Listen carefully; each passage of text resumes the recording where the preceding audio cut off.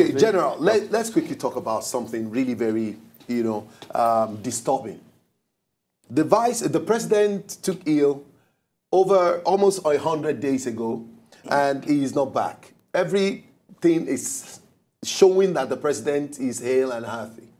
That's one. Number two is the fact that the president did the right thing by writing to the Senate, informing the Senate, I'm handing over government to my deputy or to my vice. And so Vice President Osibajo has been in the acting capacity. So it is believed that there is no lacuna in government. Acting President Osibajo has equally done so very well and is being praised from almost every quarter that he is standing in very actively, efficiently, and suffice to say that he has successfully, protected their administration by some of the so many things that he succeeded in doing. But recently, there's a trend and something is beginning to bother Nigerians, and we're asking questions.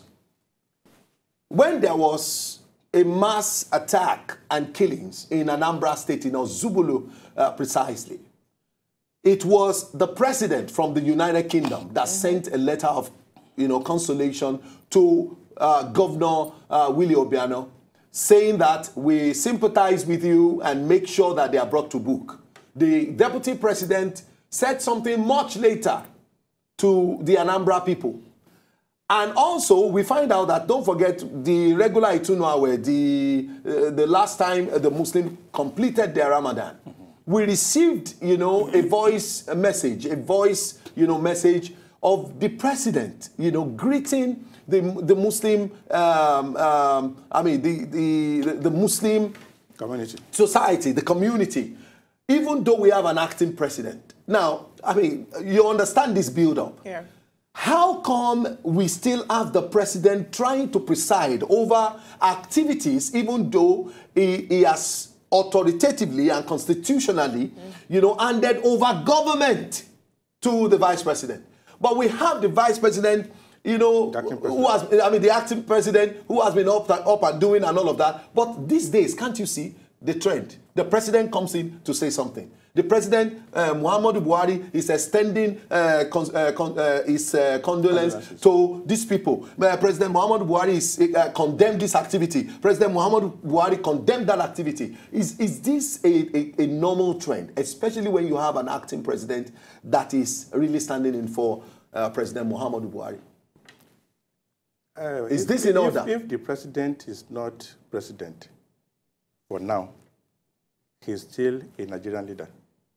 And I'm aware that even ordinary party leaders, I'm not using the word derogatively, party leaders have also commented on this Anambra issue.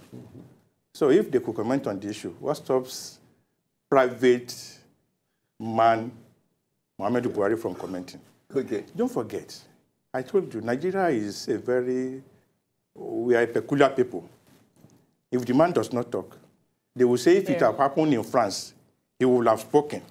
Now it has happened in Nigeria. Is it dead after all? Don't forget that the government issued a statement after that thing. And even I'm aware that the acting president has dispatched a delegation of five ministers by the Minister of Labour, who happens to come from Anambra. You see, I think I don't think there's a need for us to make a hill out of a molehill. This is because of some things people have implanted in our minds, that there's a cabal. And I used to ask them, there's a cabal. The acting president, I operate at the airport, signed what they call executive order, which is generating ripple. That was the first time in the history of Nigeria that the presidency will sign executive order. We only have a heard of executive order when Trump became the president. That was the first time I will hear of executive order in my life, I must confess. Now we have an acting president who is issuing executive order just like the American president. We have an acting president who gave the service chiefs marching order to relocate to the Zambesa area. And you said it's a coordinator. We have an acting president who swore in his chief justice, the head of the third arm of government, and we still believe there's a cabal. Yes, some people can paint the image of cabal. I was happy when I was watching Professor Shumbajo one day. Somebody asked him, the Kaaba disturbing you? The man looked around and said, well, he has been so rugged, he has not been able to see any Kaaba. Maybe they should name one Kaaba. You see, there are certain things, it is very normal in our society. We create sins. It is possible, it is normal. But it is now left for us to look at the trend, what is happening. You are talking about the president sending a Baraka Salah message. And I thank God the man played very safe by using Hausa language, which means that he particularly directed that message to a section of the country. It was an interview. Which is wrong. But he's not the president of Nigeria. Which morally? Now, if he has because he's not the president of Nigeria. No, if he has spoken in English now, you will say he is talking to us, so he's sending message. So I think the guy was trying to avoid the song where they will say, oh, but that was you wrong. Let's call it spade. Okay, if you knowing fully well that you also have Muslims in the eastern part of the country. Who are Yorubas, who are Igbos? So he has spoken English. Exactly. And they will tell you that he's speaking from English, like from London, sending Salah message to Nigerians, whereas the acting president has sent one. You see, like I tell you, if you look at in Nigeria... He's not the head of Muslims. No, let me tell you one thing. If you look at Nigerian politics since after 2015, like election, it's like what is happening in America.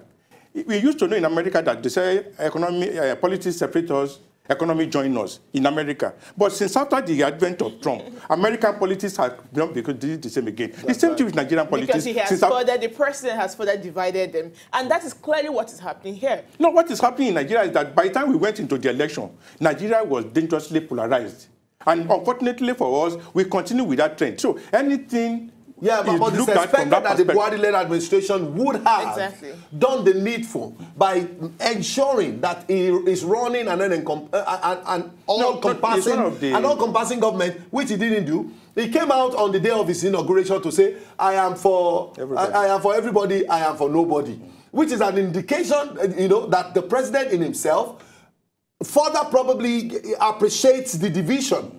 And little wonder why the president has never visited the South-South, why the president has never been to the South-East. How can you say this? I'm just saying. The first place the president visited was Calabar.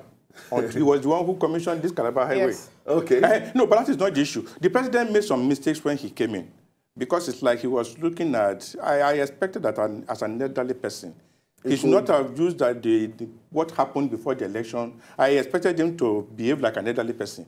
Yes, it is natural, a human being. You remember, forget that during the elections, before electioneering rather, he requested to meet the Ohanese. They said no. We already have our own candidate, so there's no point meeting you. But unfortunately, the president didn't grow beyond that thing after the election. That was my grasp with him. Yes, they shunned you. Because it was so bad, what stopped the Ohanese from saying, okay, you want to talk to us? Okay, we'll come. Even we'll block our ears. Yeah. But they said, no, we are not going to listen to you because we already pitched our tent with Jonathan. That was a blunder. But the president should have continued in that era. I expected, to me, that the president should have said, okay, the country I inherited is a very polarized country. How am I going to bring them together? But unfortunately, he allowed his human nature to make him to say, okay, an eye for an eye, an ear for ear. That one is there. All this agitation we are talking about, I was expecting Buhari when he came in to say, okay, the future of this country belongs to the youth. Okay, you, Gani Adams, though you say you have 6 million votes to give to Jonathan, you didn't give him 100,000. That's your Allah. Oh yeah, Said Okubo, Tompolo, all of you, I want to meet you in Abuja. That would have helped in healing the wounds of the election. But unfortunately, the president, as a human being, allowed that, but he didn't display maturity. That's why the polarization continues and nobody knows when it's going to end. Now, to the issue that we are talking about, when the president, I said it earlier, if somebody had told me, because I never expected that a Buhari would allow himself to be taken abroad, even if he's half conscious for treatment. Because there is an image of this man that some of us had, especially when he was the president, head of state. It simply means the president doesn't believe, he does not even believe in his country. He does not even believe in the country that he is living. No, that's what it means. No, we're talking about health here. We're talking about health here. Yeah. You cannot even say, take me to Enugu, or take me to Calabar, or bring me to Lagos. But you flew out and you've been out. Something came up recently where Femi Adesina was being asked, who is paying for the president's health? He doesn't know. He doesn't know. I mean, it's unfortunate. He might not know. I'm not saying that he should know. Because he's not in the NSA office. Of course. He's not in the finance minister. Exactly. So I can even understand that. He might know. So I'm even saying that the president, just like you said, the president allowing himself in the first instance to be flown out of the country for medical treatment. Let's be, please. Okay. This is a very sensitive matter. Oh, yeah. And let us also be reasonable in this also. It's not just about castigating. Now, one thing I know about health is no matter how principled an individual is, no matter how principled the president is, we do not know the nature, which is another fault. Because we do not know the exact nature of the ailment. We cannot specifically say. Okay, what's the scenario? Hold on. Can't you fly his doctor into Nigeria? Hold on, please. Can you not fly? Because we do not know the specific nature of the ailment, we cannot specifically say if we have any specialist hospital in the country. That's no justification. Is that a justification? If you look at my own... That's no justification. It's not just, but we need to be practical in this also. Yeah. This is practical reasoning. I understand my point. My point, I'm not faulting the president. I am faulting the president. I am. The image of him I used to have. Yes. I'm not faulting him. I am faulting the president. I am faulting the president because he inherited a government, and if for any reason, one of the very big mantra of the change that they brought was the fact that everything, we are bringing everything back to Nigeria. Nigeria is going to come alive again. At a point, the president made mention of officials being flown abroad for treatment. Exactly. He mentioned this. So how has he successfully cut down on expenses in government? I'm not faulting him because I don't know the nature of the sickness. I don't know the circumstances. But I just want to give an example of a former governor of Kogi State who was involved in a ghastly accident. He was subconscious. When he woke up, they wanted to take him, and the guy said no. Even if he was going to die, he must be treated in Nigeria. The man was treated in Nigeria, he regained his health and completed his tenure. And we have a governor in Nigeria, a former governor, who built a world-class hospital. He was only involved in an accident in Abuja. No scratches, nothing. He was taken abroad to manage his, what do you call it, nerves. We have different people. We have somebody who is going to become the president. While they were campaigning in 2007, he had a problem with the ligament. They flew him abroad for treatment. We know them. Like the Buhari stuff, like I said, I'm talking of the Buhari that I thought I knew. I wouldn't know what has happened that made him to go abroad now. Now the issue of going abroad. You know, to be very, very sincere with you, the way you are presenting it is making me feel that you are being sarcastic. No. I understand you perfectly. But let me tell you one thing. Since 2003, when this man has been contesting, I've been his supporter. Since 2003, even against Passenger, who is from my townsman, my townsman. Since 2003, are you getting my point? I know the reasons why I will continue to support him, why I've been supporting him. But the point is, he has been away for more than 100 days now. Yeah. He did the right thing. Transmit power. Because I used to marvel when people compare the Jonathan Yaradua era with Buhari era. No, when you have Safe Nigeria Group, because of time, I didn't want to bring that up. Nigeria, let me just because it's a build-up to that. Safe Nigeria Group, led by Tunde Bakare, were not protesting that Jonathan should be made the power, that Yaradua should resign. No. What they were protesting for was that power should be transmitted to Jonathan to become the acting president. Nobody protested that Yaradua should resign. I wonder when people model things up that they were protesting under Yaradua. Nobody protested that Yaradua should resign. Yaradua left office left Nigeria in October or November 2009. And Jonathan did not become the acting president until March. How many months? That's about 4 months. And Jonathan did not become the president until May. That's about 7 months. So that means Yaradua was out of the country for 7 months. So when people are saying Buhari has been away for 3 months and nobody's protesting, let us not model facts. Yaradua's protest was not because they wanted Yaradua to resign. They want power to be transmitted to Jonathan to become the acting president, which is what Oshibajo is now. So people should not model history because of our children that were not here when things were happening. Now, Buhari has been away for 100 days. Yes. It is inexplicable, honestly. I'm telling you. Because at times, I don't know how to explain it. But the point is, this man is away. He has been transmitted power normally. So there's an acting president. I believe that whoever loves Nigeria, what we should be doing is to make sure that Oshibajo does not fail. Because we don't have a lacuna.